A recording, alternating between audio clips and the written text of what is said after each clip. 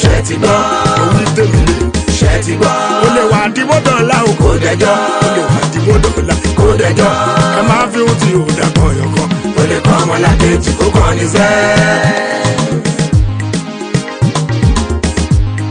Mo wí tèmi lè ní o Ṣe ti gbọ́.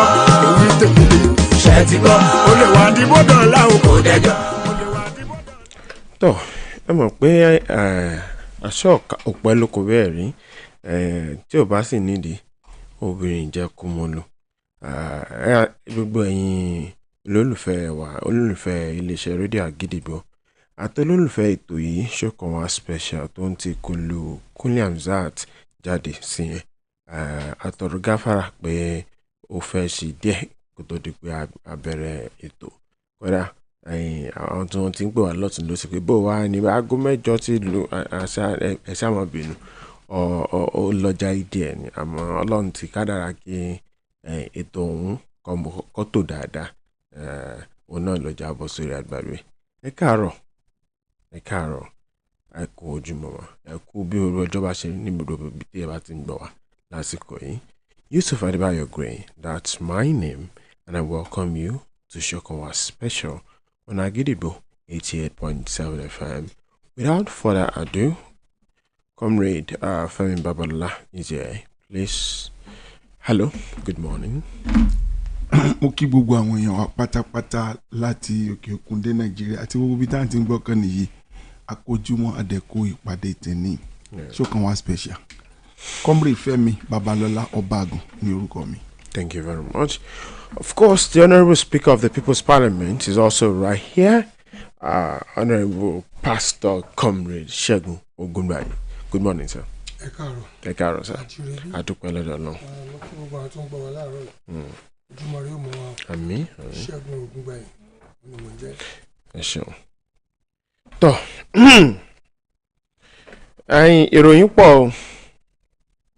Mo pọ̀ lọ ṣùà pásítọ̀ mo rò pé bóyá eléyìí tí ó lead ní ọ̀dọ̀ yín yẹn bóyá òun ni kí n fi bẹ̀rẹ̀ gan sef ìbéèrè tó lead lọ́dọ̀ yín ra ẹja mílì. The Nation newspaper this morning is saying the federal government's 1 trillion naira stimulus package will reflate the economy. The federal government's 1 trillion naira stimulus package will reflate the economy. Látijọ́ inflation la máa ń gbọ́ gbogbo nǹkan gbówó lórí economy o rúdàdà so everything to inflated. Only stimulus package of 1 trillion naira eléyìí tí ìjọba àpapọ̀ tí wọ́n fẹ́ inject into the economy wọ́n ní yóò reflate economy that means pé the way things are skyrocketing so it will be under control yóò máa padà so and then it will start to affect the local economy àwọn iye tá à ń ra àwọn nǹkan oúnjẹ nǹkan gbogbo àwọn nǹkan tó gbówó lérí báyìí nísìn yóò wá máa lọlẹ̀ òní ntí ìròyìn ọ̀hún tí ó ń gbìyànjú àti sọ and the NAFDAC DG also okay that's on another part. Let me give you an insight into the story a little bit more. They said the federal government's plan to stimulate the economy with the deployment of 1 trillion naira for infrastructure financing across the country has drawn commendation from experts. Mr. President rolled out the National Construction and Household Support Program to cover all geopolitical zones in the country. Now, a lot of these projects, they are construction projects, highways, and thereabout.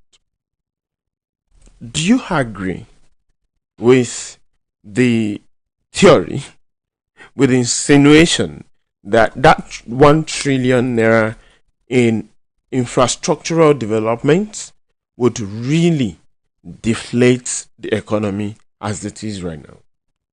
Ní year 2000 year 1998-1999 ìgbà tí Governor Bisi Akande tó gba government l'Ọ̀ṣun state àwọn èèyàn wá ń sọ̀rọ̀ pé tọ̀ ìlú le o as at that time pé kí náà máa ṣe wọ́n wá come out with one policy wípé gbogbo iṣẹ́ táwọn bá máa gbé fún yẹn tó jẹ́ iṣẹ́ àkànṣe local content làwọn máa lò so that àwọn tó jẹ́ bricklayer ni o àwọn tó jẹ́ àwọn tó máa ń bá wọn ṣiṣẹ́ tán máa ń ro ẹrù wọn ní nǹkan everybody wọn bá ṣe máa ń tò síbi gáràjì ọjà ọba nǹkan yẹn wọ́n á lè rí iṣẹ́ ṣe owó lè wà lọ́wọ́ aráàlú láti lè ná tí wọ́n dẹ̀ fi parí secretariat ń gbà yẹn ìbọ̀rọ̀ not even a dime and gbogbo tó ń dẹ̀ lò àwọn these are local people àwọn náà build the secretariat yẹn lè tó túmọ̀ sí pé ọwọ́ tí Mr President gbèsè tó bá ṣe pé àwọn èèyàn wa the local content náà máa lò owó lè circulate round lótìtọ́ owó lọ lọ́wọ́ ẹ pé ẹni tó jẹ́ carpenter yóò ríṣẹ́ ṣe construction company ẹni tó jẹ́ bricklayer yóò ríṣẹ́ gbogbo àwọn artisans ó ní kódà àwọn tí ó máa ru oúnjẹ lọ síbẹ̀ tí wọ́n lọ mọ ta oúnjẹ fáwọn tó bá ń ṣiṣẹ́ lójú ọ̀nà yẹn àti ibi tó bá ti ń ṣe construction yẹn at least nǹkan kan mọ̀ dápò wọn yóò kó unemployment lápá àtàwọn artisans yóò kó kó ńlẹ̀ because ọ̀pọ̀lọpọ̀ wọ́n ń jókòó daily wọ́n lè má ríṣẹ́ ṣe so from there owó máa dọ́ wọn á dẹ̀ lè circulate round eléyìí ogbó yóò ṣàrànjẹ tí ó ra aṣọ tí ó ra bàtà oríṣiríṣi bẹ́ẹ̀ but kàn make sure pé local content làwọn ń lò. Okay, comrade, Pastor, let me go into some more details about this particular stimulus package. That's what they call it. Like I said, a lot of it construction right? And then we will now look at the economic benefit of those construction projects. Àwọn iṣẹ́ àkànṣe tí wọ́n láwọn tó fẹ́ ṣe yìí, á wo economic value wo ló máa mú wá fún aráàlú. Ẹ kí wọ́n mú lẹ́yọ̀kọ̀ọ̀kan. I think there are about 3 or 4 thereabout. The first is this. It said there's a Sokoto Badagry highway, which it is going to link Sokoto State, Kebbi State, Niger State, Kwara State, Oyo State, Ogun State, and Lagos. That's one of those. So only that highway, oh my God, gbogbo àárín àwọn state yẹn, oh my God, and also it is listed as priority. It's listed as priority. The second one is the Lagos-Calabar Coastal Highway. Pastor, say no tell. The Lagos-Calabar Coastal Highway, which is on the way, and the Trans-Saharan Highway that will link Enugu, Abakaliki, Ogoja, Benue, Kogi, Nasarawa, and Abuja. That's the second one. The third part, Port Harcourt Maiduguri Railway. It's a railway now from Port Harcourt to Maiduguri, and it is going to link through Rivers, Abia, Enugu, Plateau, Nasarawa, Bauchi, Gombe, Yobe, and Borno, right? And then we also now have Ibadan Abuja segment of the Lagos Kano standard gauge railway. Standard gauge railway. So there's also going to be the Ibadan Abuja segment of that standard gauge railway, which will go from Lagos to Ogun, to Oyo, to Osun, Kwara, Niger, Abuja, Kaduna, and Lagos. These are construction works that are going to link almost the entirety of the country through different means. You're having highways, you're having railway gauge, you're having this. But Pastor, they say to be physically isolated is to be socio-culturally and economically isolated. When places are linked together, there are tendencies for exchange of economic infrastructure, right? Economic elements. Trade can boom.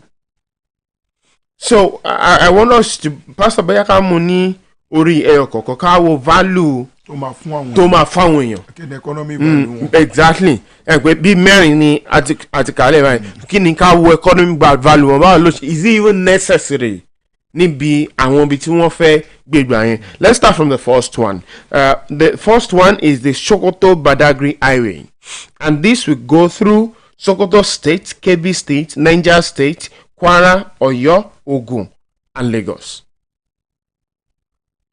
This is a highway. Honorable Speaker. Sherry, for the conceptualization of any infrastructural development, the government always think of so many things.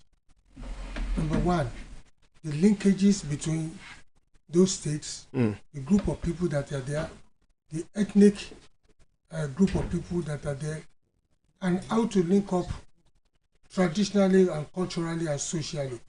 Those are some of the factors coupled with the economic advantage. Okay. Sorry, the barrier town link from Benue and Kankan to Bogmon link. You see, any our because I'm putting the food basket of this country. Yeah. And if there are no good roads to transport this, Yes. it will lead to high cost of commodities and every other thing. But the moment about good infrastructural development that is present, most of these things will be a thing of the past. For example, the railway. You see, in the past we've been using so much on diesel and not the rest to transport some of the goods. Even when we talk about petroleum products, to transport it from Lagos down to other places. So, but now even goods from the port, Apapa port, don't forget that this is going to link up some of the ports that we have. Yes, yes. And Omafwani, the ease actually transport our goods there without the so-called hardship that we face when it comes to using trucks and everything. Even though only trucks, you know what you do. We seen it in the past. So don't go truck it and they are not all that happy. But continue to take away the fact that the use of train and other things, my face of trucks, one or doing between what to my link any. That's why the government is planning some dry ports, whereby most of these goods can be picked up from there and from the dry ports and taken to their destinations. So I think, and to be honest, I mean the world is advancing. We should not still be stuck on using truck. I mean, it is not cost effective when it comes to use of diesel, the dangers on the way, and the rigor of loading and everything. But by the time it has to be through train straight away, and even Amobitamalu trucks now, when they have good roads, the so-called accident, look at what is happening on all the roads. Yes. Waka Shubulule. Yes. Yes. Containers. Yeah. Yeah. So by the time we have good, and the reason is we don't have good roads, number one. Number two, there's no check on most of the trucks. Nothing chassis bend. So there's a lot to do anyway. So for every infrastructural development, I want to conceptualize it. One more reason, but we cannot take away the fact also that there are political reasons for these things. For these things. I thought they were all just dividends of democracy. Let me tell you something. Go to any state. University àwọn tó wà bẹ́ẹ̀ ní lọ́dẹ́lẹ̀ lágbólé wọn wọ́n lọ dálẹ̀ ní yunifásitì ní ìdílé wọn wọ́n ní èrè ni ẹ ti já dálẹ̀ o kíní kà wọ́ ọmọ kíní yẹn. You see, there is this sentiment, skepticism, bias in the choice of most of the things, infrastructures táwọn èèyàn ṣe. Gbọ́dọ̀ fẹ́ dálẹ̀ tẹ̀kẹ́ tó wà ní gómìnà gbà náà gbogbo infrastructure tó lọ ṣe ìbomọ̀ṣọ́ ló lọ ń ṣe sí tó tẹ̀ jẹ́ pé àwọn structure mi ò dá gbàgbà yẹn. So you see, everyone has this political inclination towards everything. But can we say the same for this now? Because if you're talking about political influence on the choice of this, I mean these projects, it cut across almost all the six geopolitical zones. It's still political. Okay. It's political because you want to satisfy everyone. Okay, I agree with you. And the reason why I'm not agreeing yet is he wants to satisfy everyone. We can then say it is political if any of this is not really necessary. but they're still going ahead to do it just so they can please the people there. Let me tell you something. I can whatever I do, whatever infrastructure I put in place, I can defend it, and I will tell you the significance. So there's always, you see, people they won't just do anything because of bias. They will attach certain significance to what they are doing, and you can't take away the fact that what the significance is, the benefit that's occurred from it, that is not real. It is real. Do you understand? For the past 20 how many years now, it has not been completed until now. Even the road is not safe. It's not safe for people even to pass. I will let you where is it? Láti Ìbàdàn lọ sọ́yọ̀ gan títí yẹn ò dáa àfi tó bá rìn ní ọ̀sán gan nìkan ló lè ríran, or else you are gone. So when you talk about these linkages, I think it's a very good thing for the country. The only thing why, another thing which I really want us to look into ni pé ṣẹ̀tá infrastructures yóò bá wá. For example, ẹni ẹ̀fọ́ revival Jakarta State títí wo ó mọ̀ gbé mọ́tò gbà. Ṣé ojú àwọn títì tí mọ́tò ti ń dà wò tí wọ́n ń ṣubú lulẹ̀ ẹlẹ́fẹ́ gbé gbà. So you do first thing first, opportunity cost ni. So and that is why I don't really have anything more to say about it. I cannot condemn what the government is doing. Politicians will come out and say, "Ṣé local?" You develop infrastructures first. I want to get primary infrastructures. You put it in place before the secondary ones now begin to come. So if I call ilé,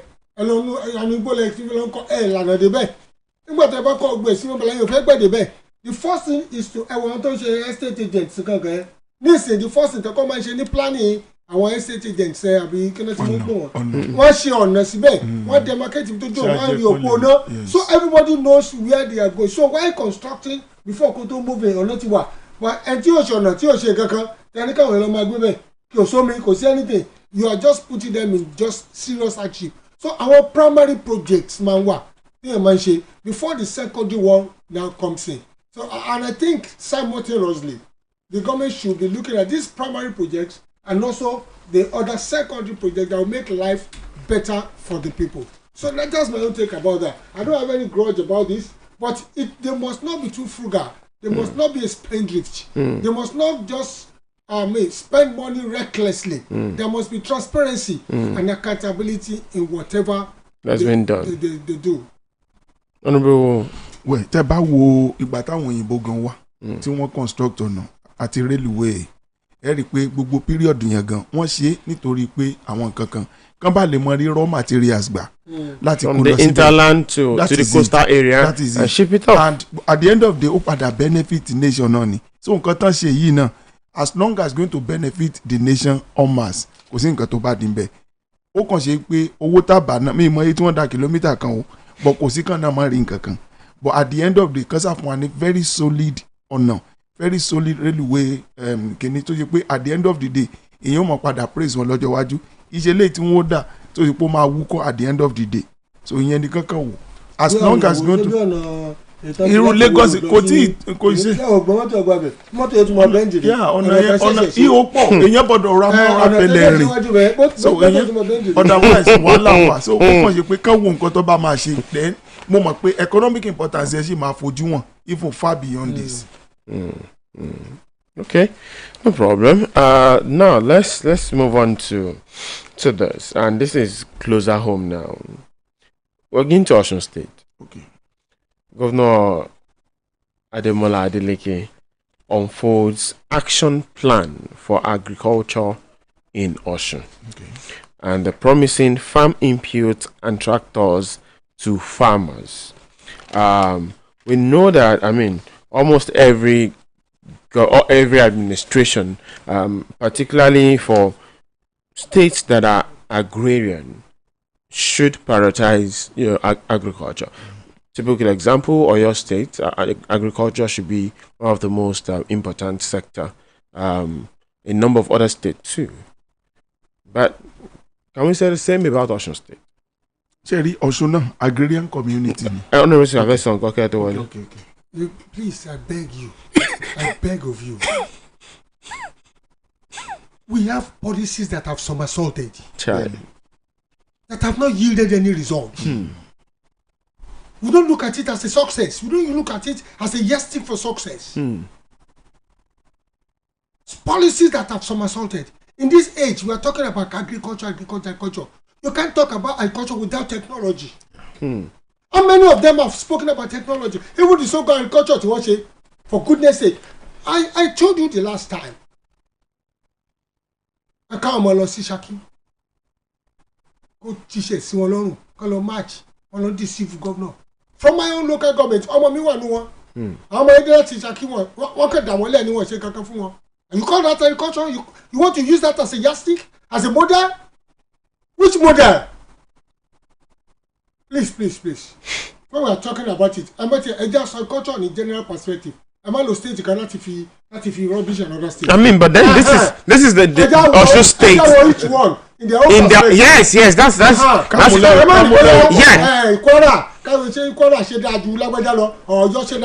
leave that. Don't open kind of worms. Honorable Speaker,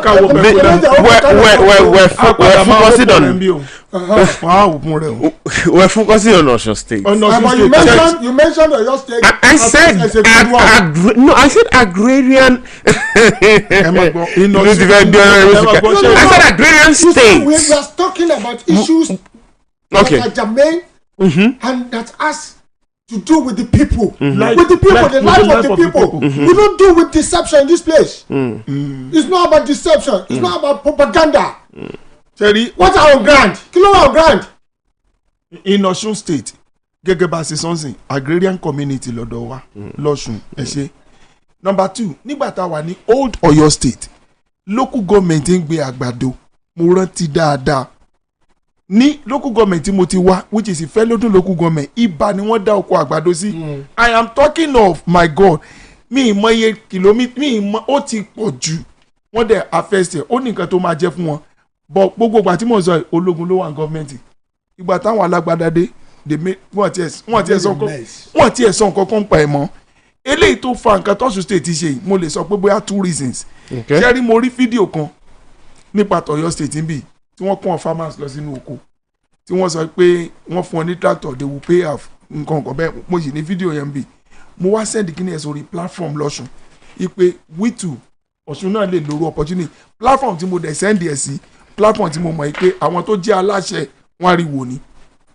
Meanwhile ṣé ẹ mọ̀ pé wọ́n ti fún gbogbo wọn ní bíi pé wọ́n ti ta wọ́n ní ológbó pé kí everybody wọn lọ wá bò ní wọ́n ṣe maximize full production lọ́dọ̀ wọn.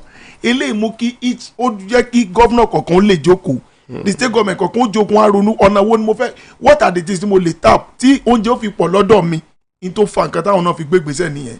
Mi sọ pé wọ́n igbe tẹ́lẹ̀ o because nígbà tí Lágúnsóyè Òyìnlọ láwọn àbẹ̀ wọ́n káwọn kan lọ sí Ṣóńgáì wọ́n gba certificate wọ́n fún wọn ní owó pé kán lọ ṣe result that I don't know but irú eléyìí tán fẹ́ ṣe yìí wọ́n wá ọ̀nà tí full production ṣe pọ̀ ní state ló jẹ́ kan náà fẹ́ support gbogbo àwọn farmers lórí ọ̀rọ̀ yẹn however tẹ́ bá wá dọ̀sùn ibo lẹ kí ẹ̀gẹ́ bọ̀ bó lẹ kí àgbàdo bọ̀ bó lẹ kí ànàmọ́ bọ̀ tó ṣe pé kò ní wù fún àpẹẹrẹ àwọn ìlú kọ̀ọ̀kan wà lọ́sùn tó ṣe pé nǹkan tá a mọ̀ mọ́ wọn ó yàtọ̀ síra wọn tẹ́ bá dé Ọ̀yàn lónìí ní Odò Ọ̀tìn local government tí ewé ànàmọ́ bá ṣèṣì bọ́lẹ̀ ẹ̀sà tẹ́ bá padà 1-3 months ẹ̀ mọ̀ wá ànàmọ́ ni. ó ti ní ọfà táì tó bá ń. fẹ́ ikú ẹ bá dákọ̀ pé Ọ̀yàn lé ní wọ́n sọ fún mi pé tí a bá lè produce ẹ̀ ọ́n máa irú ilé ìtọ́ta méjì kọ́bọ̀ yìí yóò pọ̀ gan gómìnà ó dẹ̀ lè ráyè then two àwọn bìkọ́ àtẹ̀kùtẹ̀ bá kí ẹ̀gẹ́ bọ̀ gbogbo àwọn ẹ̀dẹ̀ lọ́sẹ̀gbẹ́dọ̀rẹ́ nǹkan kan bẹ́ẹ̀ ó ní nǹkan tó yẹ pé ó ń wù ń bẹ̀ tó fi wá sí wò ń bì tí wọ́n bá lè wo opportunity yẹn kán dẹ̀ wo òkè làwọn eléyìí produce ìrè wọ́n ń gbé àlùbọ́sà ìléwé tó ṣe pé kò nídìí ká dóde Sókótó tó bá ṣe pé ìjọba yìí bá ṣe tán lọ́sùn o kankan béèrè kí ni peculiarities ọ̀dọ̀ yín kán ran àwọn farmers lọ́wọ́ kán dẹ̀ ṣe wọ́n lè ṣe fruit production yẹn tí ó pọ̀ ṣùgbọ́n ìtò wọn lẹ́yìn ó kọjá àjọṣà. ó kọjá ìjó. Oh, okay. Mi n tẹ káàchẹ. You cannot separate technology from today's agricultural development. Now, modern best practices, farming best practices, integration of technology into our farming systems. Over. In Oyo State, for example, we have over 32 both artificial and natural dams. Also, them are for in details. How effective have we been able to utilize those dams for all season production of most of the crops, arable crops, to the benefit of the people? Now, Eja will buy. Just like what Femi said, and I've been saying it sometimes. Agriculture. Let me point to you about IR&T. Okay. No more plantation. Okay. One can look in soil map. Soil map, no the peculiarities of nearly all the lands. They have both zonal mandate and national mandate. Zonal mandate, ilẹ̀ bí nǹkan báyìí náà lè gbé sí, ibi nǹkan báyìí náà lè gbé sí, ibi nǹkan báyìí náà lè gbé sí. Where is the utilization of that soil map by the government? Because so much ẹlẹ́ni ìsáyìn o ẹ̀gẹ́nikẹ́yìn mọ́ ẹgbẹ̀ni bí to contribute to the economy of the state. Ẹ̀yin Ìkòyí, ẹ̀yin other places bẹ́ẹ̀ ìgbẹ́tì soybean or whatever you can use to dey come and contribute. Then what are the local governments doing? Ṣé rí gbogbo owó tó mọ̀ ń kó jáde àwọn onítáì ló ń kó. I was in a local government sometimes ago. Local government làwọn farmers gbàtà kọ́ àwọn farmers jọ they were crying pé àwọn staff ló ń ta input fáwọn. The inputs that were supposed to come to them did not go to them. Àwọn staff àwọn onítáì Thai farmers àwọn ló fún wọn ní input náà ṣe gbẹ. So government has a lot to do. The local government has a lot to do. Sherry, there's a model for everything in life, especially when it comes to agriculture. The number one sustainable development goals. So number 3, food sustainability is one of the ways to elevate and reduce what I call poverty. Number 1. Multidimensional actually. Multidimensional poverty, number 1. Then number 2, it will help people to have a better health system. And to buy oúnjẹ gidi kò ń ṣe oúnjẹ ẹ̀jẹ̀ yóò ní ti fẹ́ mi máa ń jẹ yẹn oúnjẹ tó ṣe lóore ni o bẹ́ẹ̀ ni tó ní vitamin ìbáraẹnìkan báyìí ọbẹ̀ ata kò sí kankan nínú ẹ̀ o. bó wà ní àgàn bó ni ó wà ṣe é ṣe yọ. oúnjẹ tó ṣara lóore inú sẹ́kùn. inú múnú kó ní wá káàkiri kéèyàn máa jẹ iṣu àti indomie papọ̀. ó kẹ́ni kan ní brain child development ìdàgbàsókè ọpọlọ ọmọdé. ìjọba ọmọ tó bá dọ̀lẹ́bẹ̀ láti ibi tójú oúnjẹ tó jẹ o. kódà food náà máa ń fún wọn mú. oúnjẹ tó ń ṣe ara lóore là ń sọ yìí it has to do. ẹ mọ irú oko tá à ń dábàá yìí. oko alárojẹ. oko àrojẹ lásán ń dá because we have not got involved, we have not encouraged mechanized farming. With the use of irrigational system and all season farming. Yes, at a large scale industrial level. Then number 2, we are hypocrites. Hypocrites ni wa alágàbàgebè when it comes to calling a spade a spade. Àwọn èèyàn lè lórí oko wọ́n bá ìyàwó wọn sùn wọ́n rẹ́pù wọn lórí oko wọ́n dáná sun àbá wọn and we cannot mention those people and get rid of those people. You see, everybody regardless of where you come from, whether you are Hausa, you are Yoruba, you anything, the moment you engage in criminality, criminal here, and we must treat them as criminals. If you do the crime, you will do the time. That's that is the thing, but that is not what is happening. Ẹ̀rù bá àwọn mìíràn ti sọ̀rọ̀ pé àwọn lágbájá rẹ̀ ni o àwọn kìnnì kan báyìí ni o you call a spade a spade. Ibi tí fundamental right yẹ parí sí àwọn kan ti bẹ̀rẹ̀. And you cannot use a fundamental right to live anywhere in this country to destroy my farmland and destroy my livelihood. So Toshumai, for a governor to say this, what about your aids? Money, the word of the king is power. Bíbélì talking only once he spoke, twice I heard. That power belongs unto God. The same thing in the physical. Ọ̀pọ̀lọpọ̀ gómìnà yìí ló ní nǹkan rẹ̀ lọ́kàn láti ṣe. Who are the implementers? Who are the executors? How do they make a mess of it? I remember when the governor of Oyo State, Engineer Seyi Makinde, His Excellency, wọ́n sọ nípa palliative sí pé it must get to the right people. he put his feet down. What about the executors? But don't let us deceive ourselves. Ṣé gómìnà ni ó máa pé kiri? Ṣá lè ru àpò gàrí. Ṣé lè àpò gàrí mẹ́ta? Kó máa gbé. Àwọn tí wọ́n fún un ṣe àwọn kan ṣe bó ti yẹ kán ṣe. Let me tell you, come and dump. I witnessed it in my area. One dump rice lójú títí làwọn èèyàn bò náà tẹ̀ra wọn pa. Is that the way to go about it? That will even cause more chaos. You understand what I'm saying? Is that the way to go about it? Ṣé kò sí way kan fi lè zero tẹ̀ kan fi lè sọ pé gómìnà wa ẹjẹ́ ṣe bẹ́ẹ̀ ìdí tá a fi ní special advisers nìyẹn. Ṣé kí ni ṣé special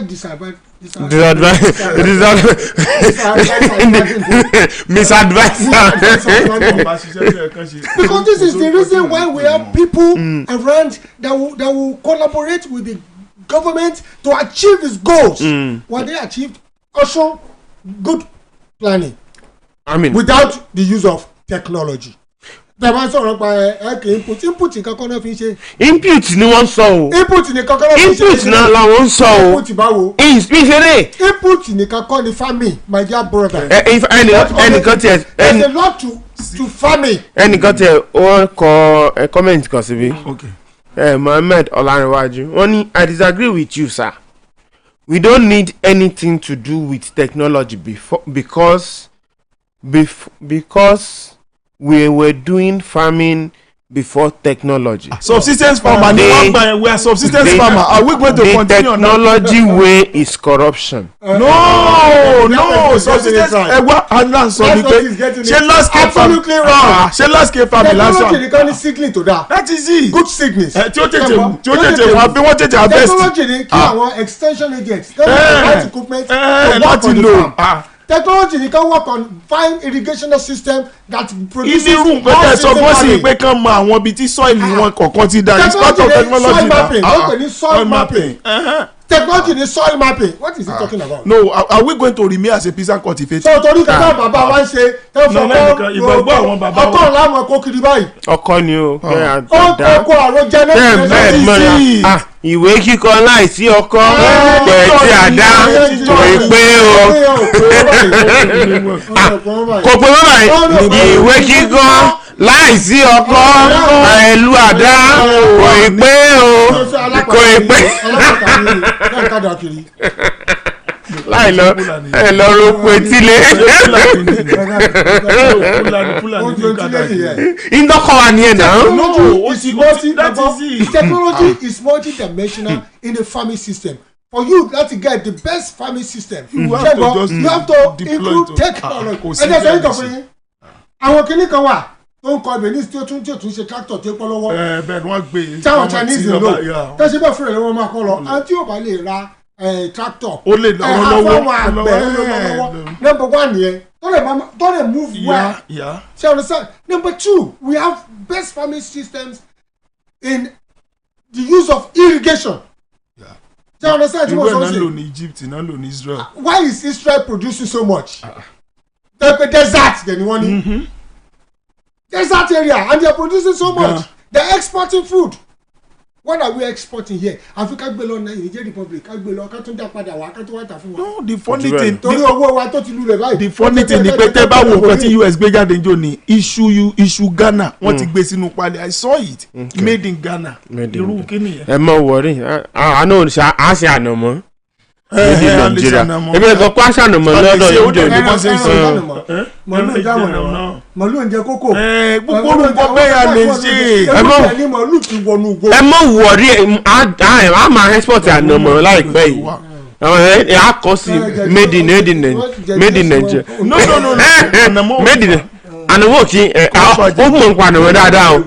Ọ̀nà ìsúkà. Ọ̀gẹ̀dẹ̀ kọ́ mo ní ànàmọ́ ni wọ́n ṣe pancake lẹ̀ ní elubọ́ rẹ̀ tún dà. No, mo ń sọ ni pé so far láti mọ̀ pé a ní strength ń bẹ̀ yẹn. Ẹ jẹ́ ká lo strength. Special advisor on ànàmọ́. Yes, please. Honestly. Tí bá lè fún ọ ní tí bá fún ọ ní. Listen to me.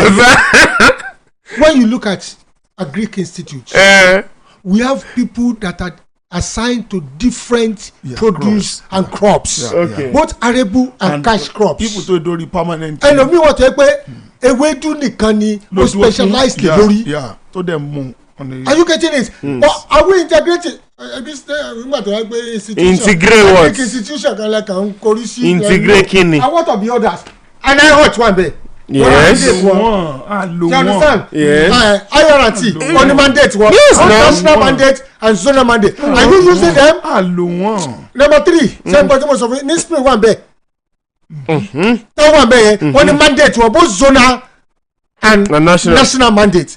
And we are funding these institutions, and the essence is for them to give us that will help our system. Research, I want to teach research on Sile. What they do is they disseminate it to farmers. But when it is disseminated to farmers, what is the government contribution to help the farmers to thrive and use this technology in the best possible ways? But when institutions that are technology, they look at new seedlings, they look at what kind of crop can we put in place, they look at soil mapping. Wọ́n ní àwọn ẹ̀gẹ́ kan tó pé tẹ́ bá only within certain period palm ẹ ti wọ́n harvest wọn but wọ́n á lo wọn. inú tí wọ́n bí pastor lórí ọ̀rọ̀ there's too much of exploitation in farming. Ó ti pọ̀ jù. àwọn farmer tó kó kínní lọ wọ́n lọ kó farmer tó ń ṣe fún lórúkọ ethanol. wọ́n kó ọkọ̀ láti Ògbómọ̀ṣọ́ wọ́n kó lọ sóko Èkó wọ́n kó lọ sí Ọ̀tà wọ́n kó lọ sí àtẹ̀wádé gbogbo bẹ̀ nígbà wọ́n bá gbé tírélà débẹ̀ nọ́ọ̀bà ní ẹ̀gẹ́ wọn ò lómi tó kò ní omi ti pọ̀ jù kò ní starch wọ́n wà á ràkúrà lọ́wọ́ wọn. These are some of the problems farmers government has to be government irọ́ burúkú ni nígbà tí wọ́n test ẹ̀ ṣé wọ́n mọ̀ gbà wọ́n test ẹ̀. They rip them off anyhow. Ṣé ìsọ̀tì lẹ́kàn fún wọn ẹni ẹlẹ́ni tí ó mọ̀ nípa nǹkan bẹ́ẹ̀. wọ́n wá àwọn èèyàn nílé kó trailer padà wọ́n sanwó trailer o wọ́n sanwó workers o àti gbé padà wà dogun dogun láti sell at a loss. Government must become uptakers. Okay. Nǹkan ṣe community board must exist.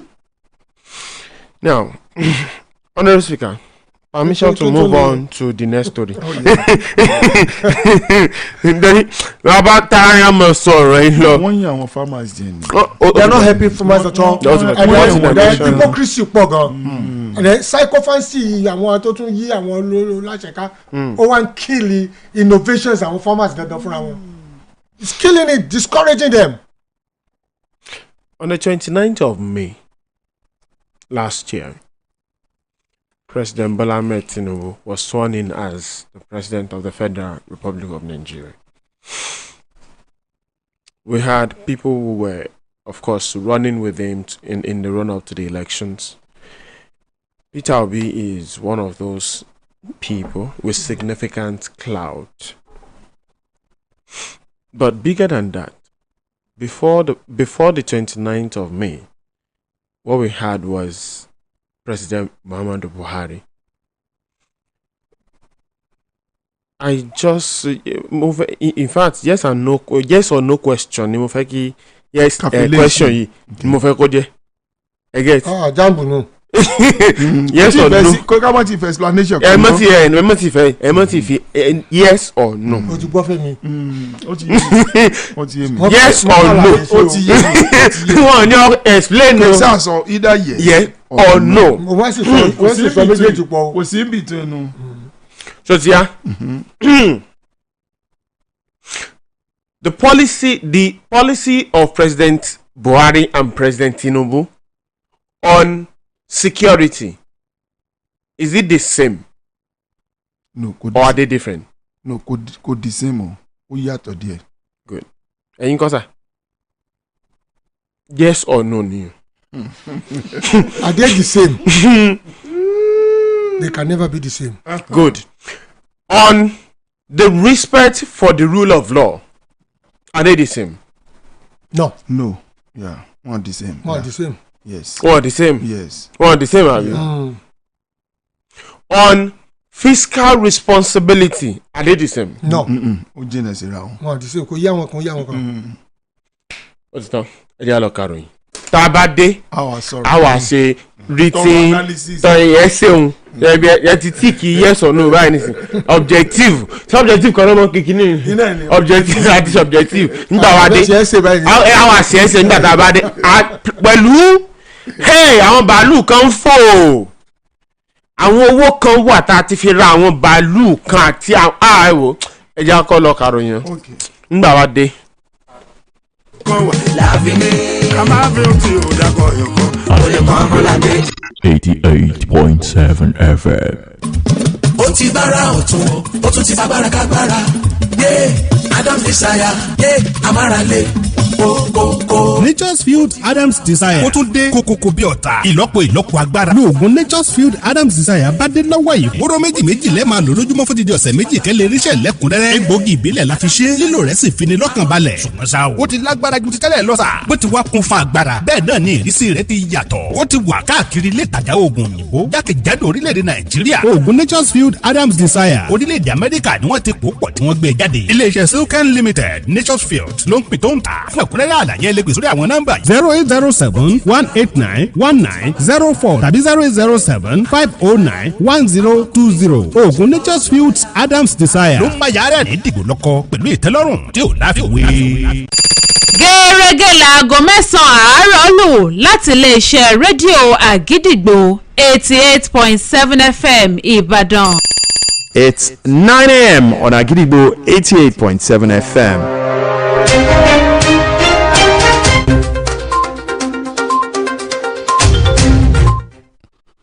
Good morning.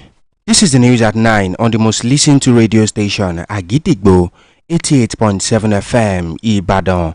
I am Bowale Akimbode.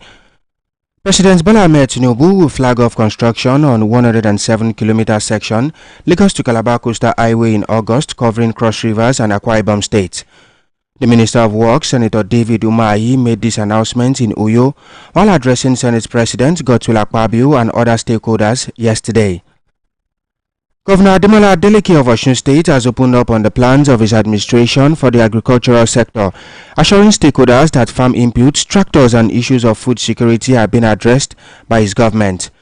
Governor Adeleke, in a statement yesterday, said his plan for the agricultural sector is robust and all-inclusive. That ends the news at 9 on the most listened to radio station, Agidigbo 88.7 FM, Ibadan. I am Bowale Akimbode. Thank you for listening. Good morning.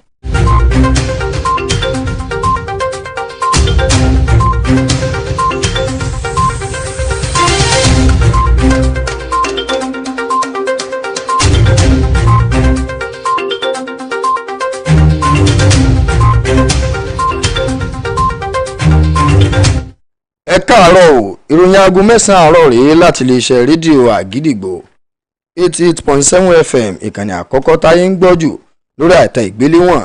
Ọláyínká Abdulwahab lóníròyìn yín. Ààrẹ orílẹ̀-èdè yìí ààrẹ Bọ́lá Ahmed Tinubu ó sì sọ lójú òpópónà oníkìlómítà 17 ìpínlẹ̀ Èkó sí Calabar, èyí tí ọwọ́jà rẹ̀ ó dé ìpínlẹ̀ Rivers àti ìpínlẹ̀ Akwa Ibom nínú oṣù kẹjọ ọdún tá a wà yìí. Alákòóso fọ́rọ̀ ìṣèòde Sẹ́nẹ́tọ̀ David Umahi ló fọ̀rọ̀ yìí léde fáwọn oníròyìn ní Uyo. Gómìnà ìpínlẹ̀ Ọ̀ṣun Sẹ́nẹ́tọ̀ Adémọ́lá Adélékè ti kéde èròǹgbà ìṣèjọba rẹ̀ lórí ètò ọ̀gbìn, léyìí tó fi ń dá àwọn tọ́rọ̀ ètò ọ̀gbìn kan ní ìpínlẹ̀ náà lójú pé gbogbo ohun tó ní ṣe láti jẹ́ kí oúnjẹ ó di rọrùn ló ti wà nílẹ̀ tí òun ó sì ṣàmójútó rẹ̀. Sẹ́nẹ́tọ̀ Adémọ́lá Adélékè ló pọ̀ ìkọ́lé ọ̀rọ̀ yìí lákòókò tó ń ṣàgbékalẹ̀ ètò tó ní lórí ohun tó ní ṣe pẹ̀lú ètò ọ̀gbìn ní ìpínlẹ̀ náà. Ó pín ìròyìn aago 9 àárọ̀ rèé láti lè ṣe rédíò Àgídìgbò 88.7 FM ìkànnì àkọ́kọ́ táyé ń gbọ́ jù lórí àtẹ ìgbéléwọ̀n. Ọláyínká Abdulwahab ló ti ń ròyìn. Ẹ ṣé tẹ́ ń gbọ́ wa. Àgídìgbò 88.7 FM. ó ti bára ọ̀tún ó tún ti fagbára kágbára. Adam's Desire amárale kókókó. Nature's Field Adam's Desire ó tún dé kókókó bí ọ̀tá. ìlọ́po agbára. lóògùn Nature's Field Adam's Desire bá dé lọ́wọ́ yìí. wóró méjì lẹ́ẹ̀ máa lò lójúmọ́ fún dídí ọ̀sẹ̀ méjì kẹ́lẹ́ irinṣẹ́ lẹ́kùnrẹ́rẹ́. egbògi ìbílẹ̀ la fi ṣe. lílò rẹ̀ sì fini lọ́kàn balẹ̀. ṣùgbọ́n ṣá o. ó ti lágbára ju ti tẹ́lẹ̀ lọ sà. bó ti wá kún fún agbára. bẹ́ẹ̀ náà ni ìrísí rẹ̀ ti yàtọ̀. ó ti wà káàkiri ilé ìtajà oògùn òyìnbó. jákèjádò orílẹ̀-èdè Nàìjíríà. oògùn Nature's Field Adam's Desire. orílẹ̀-èdè Amẹ́ríkà ni wọ́n ti pò pọ̀ tí wọ́n gbé jáde. iléeṣẹ́ Silken Limited Nature's Field ló ń pin tó ń ta. fún ẹ̀kúnrẹ́rẹ́ àlàyé ẹlẹ́gbẹ̀ sórí àwọn nọ́mbà 08071891904 tàbí 08075091020. oògùn Nature's Field Adam's Desire ló ń bá yàrá rẹ̀ dìgbò lọ́kọ pẹ̀lú ìtẹ́lọ́rùn tí ò láfiwé.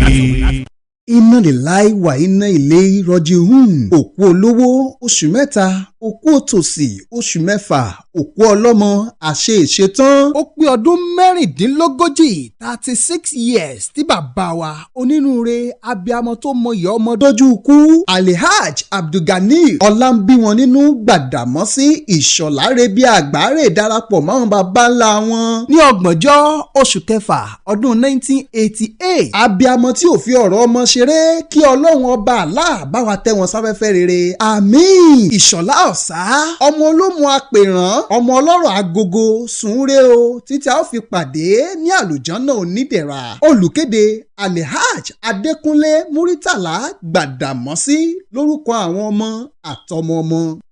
Agidigbo 88.7 FM. kókó ní sẹ́ẹ̀.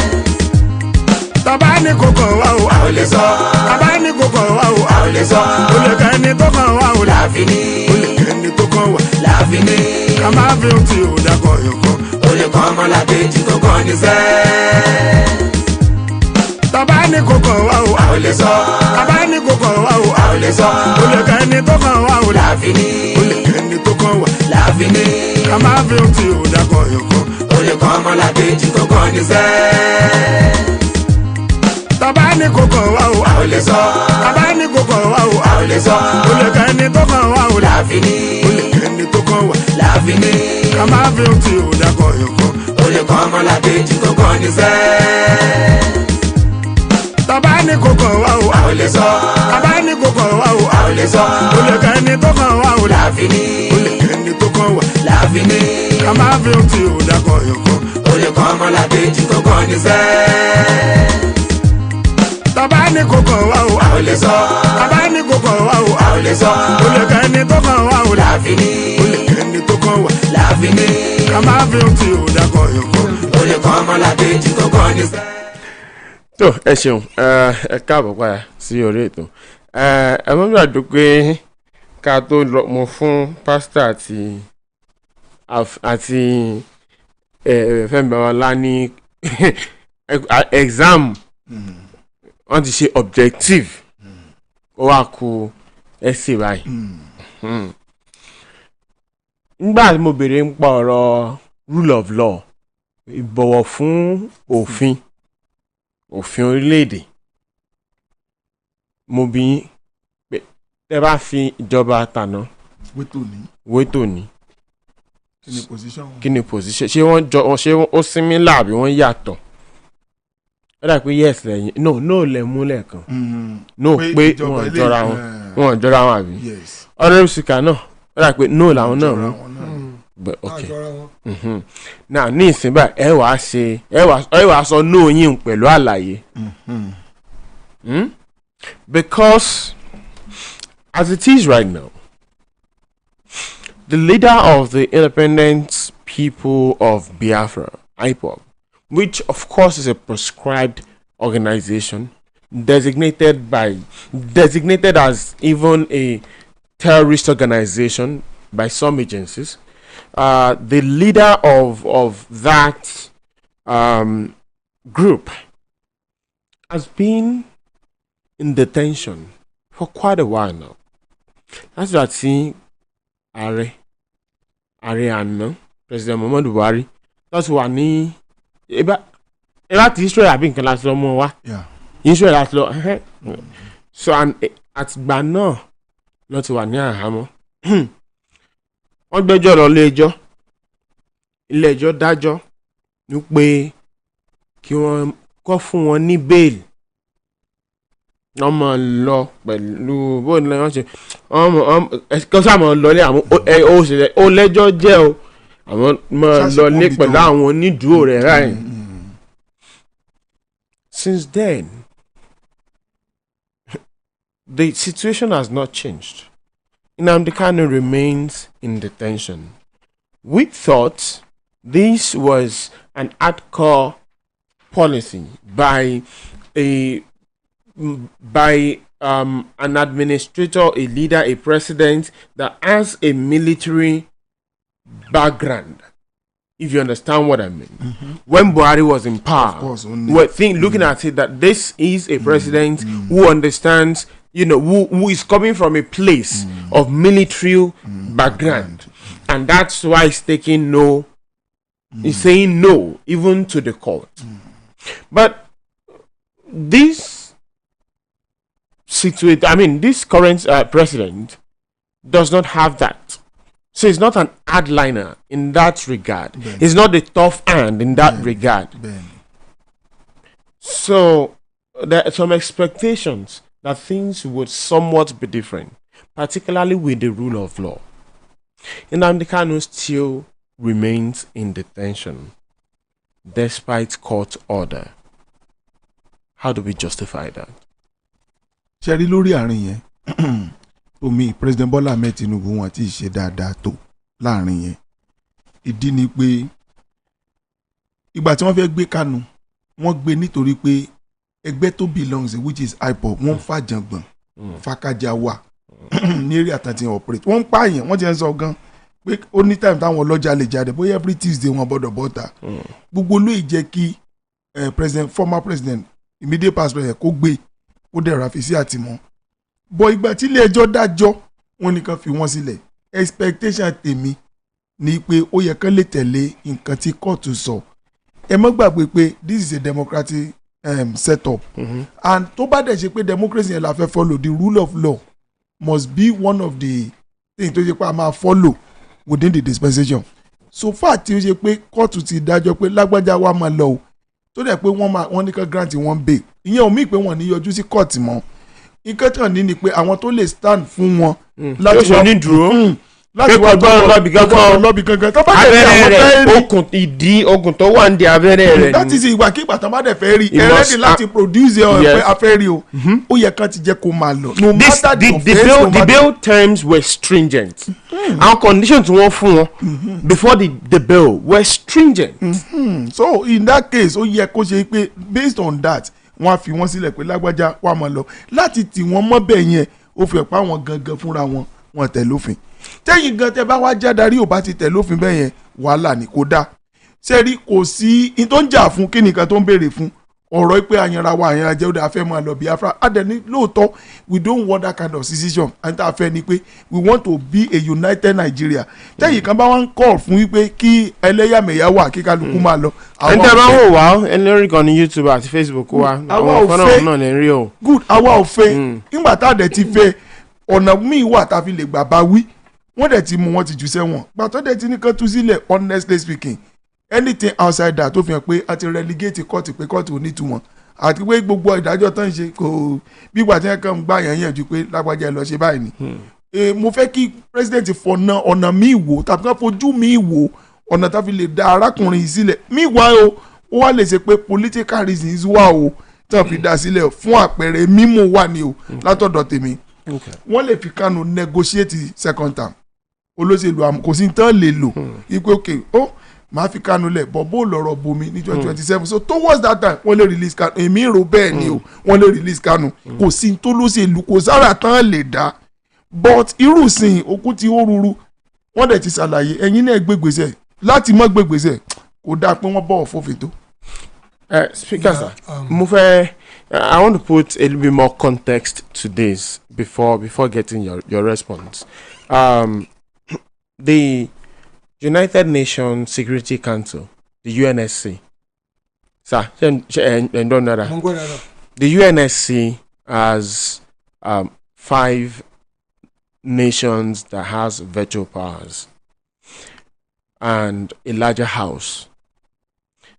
The recommendation, any agreement of the UNSC is not legally binding on all the member states.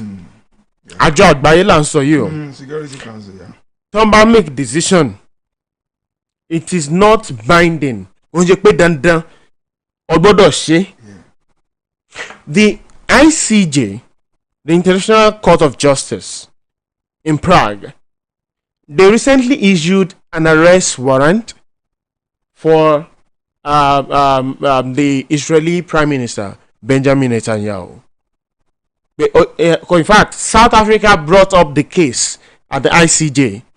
Ẹni ó ti wu àwọn ìwà that we can call him a war criminal. Our International Court of Justice, ilé ẹjọ́ tó ga jù ní gbogbo àgbáyé. Sir, the whatever outcome of the ICJ proceeding is not binding.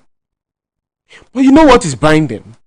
The constitution of the country in itself. There are provisions, there are advice, but the wordings of the constitution, and that is why the politicians have to swear by it, to protect it, to preserve it, to honor it all the time. This does not seem like that to you. Well, your opinion. Okay. Yeah. Does this seem like that to you? It depends on the way you look at it. Let me know how you look at it. Okay. That you move a driving test in the UK. You want to buy driver instructor need stop. You want to stop. Authority will need stop. But you don't just stop anywhere. Look for the best available place. Already no can stop. Why was the best available place? You don't obstruct anybody. To stop, but you go stop and to park. But you fail the test. The best available place that will not obstruct anybody else, that does not have the signal of do not park. You now go to the next available place. But the word stop, if it was stop here, only stop them. There's a way immediately lot the break. Instructions have seen stop. Now, Sherry, a lot of things will call up on national security. People would think the court is a product of the law, of the constitution. Yes. Now, but the safety of the people was sworn in by the president. Where I will uphold the constitution and I will uphold the safety of the people. Look at the two words. So if the court says I release any, see any to one be, because I won't release it. Don't want the next available time, the best possible time, conditions. Tí o ní dáwọ́ àwọ̀sílẹ̀ ṣé bó tuntun pa ẹ̀kiri tán ṣe gbọ́ ẹ̀kiri tán pa ọlọ́pàá tán pa police tán pa everybody. He has to say okay wọ́n ti ní ká release ẹ̀ o. Do you know that political discussion is going on in Kano now? And that is what is necessary for a president of a nation to look at the best political solution within the confine of the law. This within the confine of the law. It is a process. It is a process. We've been on this for quite a while. Inandikan has been in detention for years now. It is a process. We haven't found the right time to release him. This conversation, ìjọba àpapọ̀ ẹjọ́ ẹ̀dá Nnamdi lẹ́ o àti sọ̀rọ̀ débẹ̀ rárá pé ló dá sọ nìyẹn o ní kẹ́ dá ní kò sí nǹkan kan. We are looking at the process now, right? What I think what the people should ask. Let me tell you something. Even in the southeast, governors are not on the same page. Even in the southeast, Obi was still saying, well, let us all come together, let's speak. Discuss. Even in the southeast, some governors were not in the same page with the issue of the release of Kano. If a government, they are not. I know the law said release him, so you release him because the law have said release him, and you now say okay, how you feel it? There are processes and conditions. Shari, I'm going to question. Honorable Speaker. What Nigerians need to question is what? Why has the government not released Kano when the court says release him? That's exactly what we are asking for. Wow, condemn them for not releasing. Let them come out. Why have you not released Kano when the court says release him? Yes, to me, I wish Kano should be released today, if possible. I wish he could be released. Why? Yes. Because the court said it should be released. But exactly the point. It doesn't work that way. Exactly the point. National security doesn't work that way. Honestly, we've been on this. This is not a. Remember, tí wọ́n ní wèrè lẹ́ nínú kóòtù tó ní fi wèrè lẹ̀ ṣùgbọ́n tí ẹgbẹ́ kí n tó ń bá ó ti pa àwọn ètò sáwọn yẹn ládàá wọ́n ní ẹ filẹ̀ sí community kóòtù ti ní ẹ filẹ̀ mo lè mọ̀ mu lọ mo lè filẹ̀ kí n gbé àrò ní mu lọ tí ní filẹ̀ lé. And you get that because the releasing of that person máa wo what are the pros and the cons at that point in time. ẹ wo pé bóyá ó lè wà as adults nígboro tó bá wọlé. So ma kàn fáìn rẹ̀ ẹ máa gbọ́. eléyìí let the government come out and tell us why has Kanu not been released. Silence sometimes is contempt. Honorary Speaker, sir. Going down. Nnamdi Kanu was rearrested in June 2021. Yeah. Between then and now is a period of 3 years. And in between that period, we've had 2 sitting presidents. The last one and the current one. Benny. The question is the rule of law. If, yes, this man might be a threat to national security, right? But it is the work of the Attorney General to make sure that the prosecution, yes, that the prosecution, but the decline is bail. The bail was granted.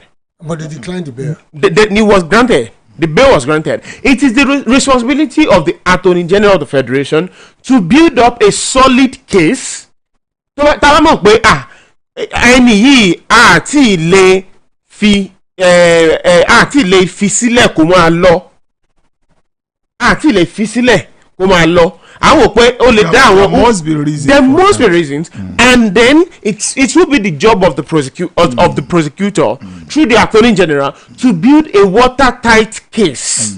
Pé ẹ̀sà tá a bá fi níwájú adájọ́ pé sáà olúwa mi tá a bá fi ẹni sílẹ̀ yẹ́pọ̀yẹ́ yóò ṣẹlẹ̀, and these are because the courts will work with fact. Not with sentiment. But I mean, the courts will work with evidences, not with sentiment. Is bail constitution nationally.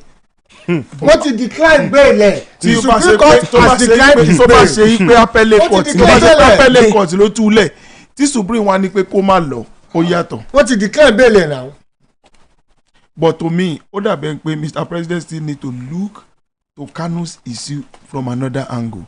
Ó ti ń pẹ́ ń bẹ́ jù. Ẹ má jẹ́ kí n tàn yín tá a mọ Buhari mọ̀ ó yàtọ̀ sí nǹkan tá a mọ Tinubu mọ̀ láti lè uphold the rule of law. We know that a thoroughly bred politician tó jẹ́ kìíní ó yẹ kán lè ṣiṣẹ́ lé lórí. Then intẹ́lẹ́ni yìí ṣe gan èmi wò pé ó yẹ kán lè sit down kán yẹ wò fínífíní kí lè lẹ́ni yìí ṣe kí ni nǹkan tó bá tó fi débẹ̀ ó yẹ kán lè iná ni wọ́n máa padà wá wọ́n máa padà fún opportunity ẹ̀ rí pé towards the election ni. Honourable Speaker, can we agree that government there was not absolute respect for the rule of law in this case? No, one should property. Can we agree on that? I would say relatively, because you cannot dogmatically act when there are still ways for political solution. The court can political solution override the rule of law? It's conventional. Sometimes you take it to conventional way to solve issues. In that case, prosecution should not have started. No, it should. Prosecution should have started then. This is a national security issue. We cannot just jump at it and control what they are doing. If we have to use customary ways to solve it, then we should not have been prosecuted in the first place. They gave him bail in the first instance, he jumped bail. Fine, but then he was rearrested, and that's why I said that. That's why I said that it is the duty of the Attorney General to work with the prosecutor and build a watertight case to ensure that the bail is never granted. Now, let me now say this: what is the job of But they failed to do that. Listen to me. I said something. I said the government needs to be questioned. Now, Attorney General Agbawo state governors lọ sí court. That's why the constitution sọ fún wọn pé the local government should take their money, but they have not been giving it to them. The Attorney General now took them to court, which means even those governors who are not obeying the constitution, he now took them to court again to question the rationale behind their behaviour. So now the next thing to do, on this issue, only way the Attorney General can still go to court and question the government why the judiciary. The government, why Kano was not being released despite who will go to court? Who will go to court? No. Who would go to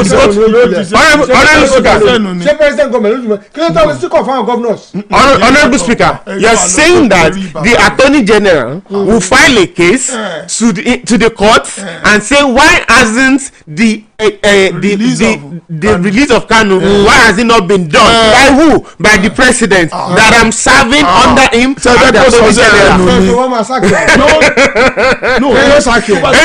Nobody made a question.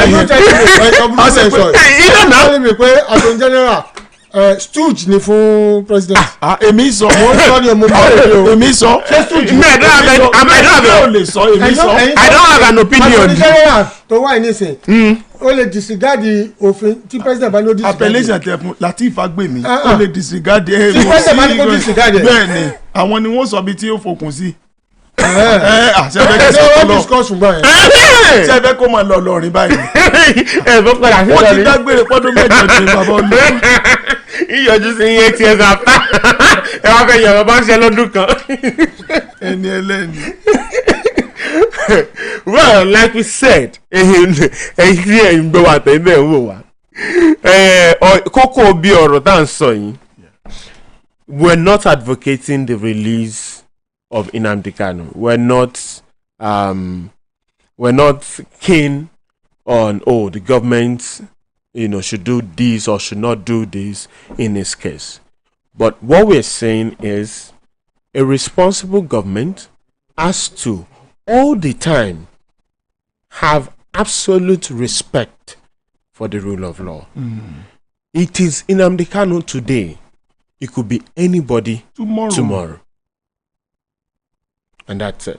Now, let's move on to the next story. It could be anybody tomorrow. It could be. It could be. And then we'll start to argue, where is the rule of law? If it can be done with Nnamdi Kanu, if it can be done with this the Shia scholar, what was the name again? This man from Zaria, Kaduna. Zakzaki, yeah. Zakzaki, yeah. If it can be done with Zakzaki, if it can be done with Nnamdi Kanu, it could be anybody tomorrow. Benny. And that is not a good signal for democracy. Every freedom fighter. This discussion where we are having, it's not a good sign for any democracy. An academic discussion. Benny. National security should override the rule of law. Or the rule of law would override the safety of the people and national security. It has become an academic discussion. I would say the subject to those people who are really involved to explain themselves. I think that the rule of law. The government should come and explain themselves while you are still holding Nnamdi Kanu. And the people can raise up a court. And when you raise up people themselves. But the point is this: who are the people? So I believe in Okunika. Let's face realities of life. Yes, sir. We believe in something. The collective reasoning. Until leju láyé ni. Till now, even within the people who are Kanu's people are divided. That's the problem. And when you look at the society, the community where people are divided against the release of somebody. Lè rí gbogbo èyí tó máa support yẹn tán. No, you look at the There percentage. must be divergent view. Kò sí lè wo tán. And that is why I said that the courts would not act on sentiments. It will act on fact and evidence. That's what the courts would have to work with. And again, if we have to pitch the rule of law against the pronouncement of the court, I think I don't want to use the word think. I believe that the rule of law is a subset of the system that is embedded in the constitution, which the court has to now interpret, translate, and then make pronouncement on any case.